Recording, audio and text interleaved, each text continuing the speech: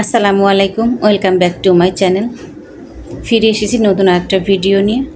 আশা করি সবাই খুব ভালো আছেন। এখানে দেখতে পাচ্ছেন, এখানে কিন্তু আমি একটা হাঁসের মাংস এখানে নিয়েছি। বাড়ি থেকে হাঁসটা একেবারে কেটে ধুয়ে খুব সুন্দর করে মা সাইজ করে কেটে কুটে পাঠিয়েছে। তো আজকে এটা রান্না করব হাঁস। আর হাঁস সবসময় আমি বাড়িতে যখন থেকেছি আম্মাকে দেখতাম হাঁস রান্না করলে সে সবসময় আমার নারকেল দিয়ে রান্না করতো। নারকেল দিয়ে হাঁস রান্না করলে এই হাঁসটা কিন্তু অনেক মজা হয় এমনি রান্না থেকে। তো এখানে আমি কিছু গোটা গরম মশলা নিয়েছি, সাদা এলাচ, লং, কালো গোলমরিচ, কয়েক টুকরা দারুচিনি, 3-4টা তেজপাতা।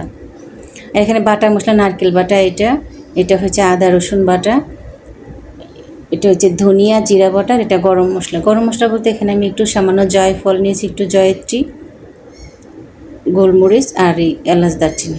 দেখেন আমি রসুন দিব, এখানে 6-7টা রসুন নিয়েছি আমি, ছোট ছোট যে কোয়া রসুন, আর নিয়েছি কয়েকটা কাঁচামরিচ। তো রান্নার জন্য কিন্তু আমি চুলে একটা কড়াই বসিয়ে দিয়ে কিছুটা তেল দিয়ে পেঁয়াজ কুচি দিয়ে দিয়েছি। পেঁয়াজটা যখন হালকা একটু লাল হচ্ছিল তখন কিন্তু আমি পানি দিয়েছি। এখন যে মশলা আমি বেটে রেখেছিলাম সেগুলো সব দিয়ে দিব। আদা রসুন বাটা, ধনিয়া জিরা বাটা, গরম মশলা, শুধু নারকেল বাটাটা আমি দিইনি। এখন দিয়ে দিচ্ছি আমি পরিমাণ মতো লবণ। আর এই পর্যায়ে আমি সব গুঁড়ো মশলা ব্যবহার করব। হলুদের গুঁড়ো আর দিয়েছি মরিচের গুঁড়ো। আমি মরিচের গুঁড়ো 2 চামচ দিয়েছি, কারণ হাঁসের মাংসটা ঝাল ঝাল খেতে বেশি ভালো লাগে।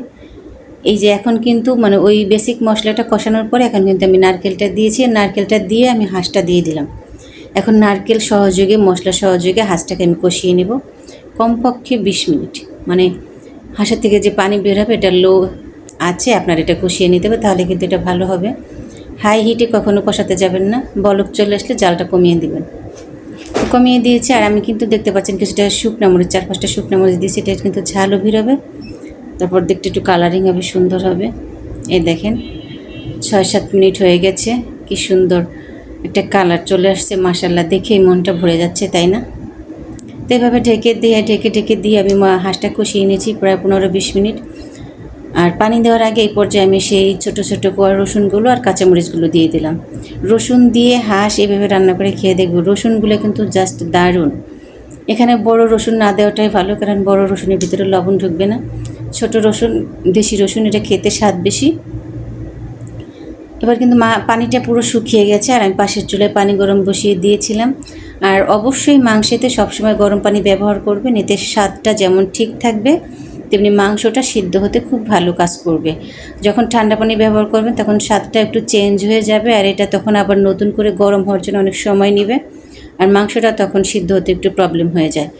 তো পানি দিয়ে কিন্তু আমি আধা ঘন্টা রান্না করেছি। দেখেন এই যে এখন কিন্তু আমার হাঁসটা রান্না হয়ে গেছে।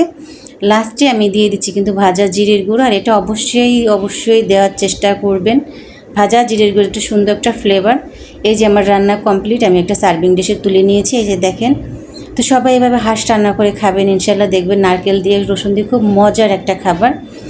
আর হাঁসের সাথে খাওয়ার জন্য আমি রুটি তৈরি করছি, আবার পোলাও রান্না করছি, যে যেটা খায়। তবে আমি রুটি দিয়ে খাবো, হাঁসের মাংস আর রুটি আমার খুব প্রিয় একটা খাবার। এই দেখেন কি সুন্দর, মাশাআল্লাহ, দেখলে মনটা ভরে যায়, এত সুন্দর একটা কালার। আর গ্রেভিটা কি দেখছেন কি সুন্দর, রসুনটা চাপ দিয়ে বের করে নিলে তারপরে একটু ঝোলের সাথে মেখে রুটি দিয়ে খেয়ে দেখবেন, এতটা দারুণ লাগে। সবাই ভালো থাকবেন, ইনশাল্লাহ কথা হবে আবার নতুন কোনো ভিডিও নিয়ে আপনাদের সাথে চলে আসবো আমি গল্প করার জন্য। সবাই ভালো থাকবেন, সবাই সবার জন্য দোয়া করবেন, আর সাবস্ক্রাইব করে অবশ্যই সবার পাশে থাকবেন। আল্লাহ হাফেজ।